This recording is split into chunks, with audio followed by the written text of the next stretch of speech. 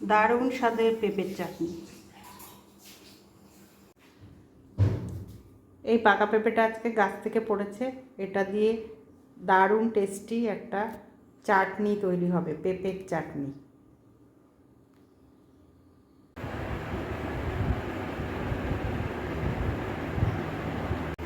গ্রেটারে এভাবে কুড়ে নিলাম পুরো পেঁপেটাকে, সর্ষে দিলাম,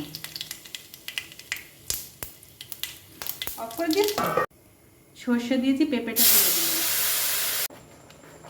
নুন, হলুদ, তেঁতুল, কাজু, কিশমিশ,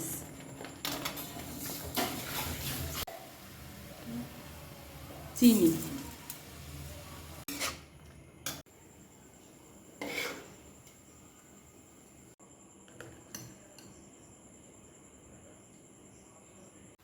দারুণ স্বাদের পেঁপের চাটনি।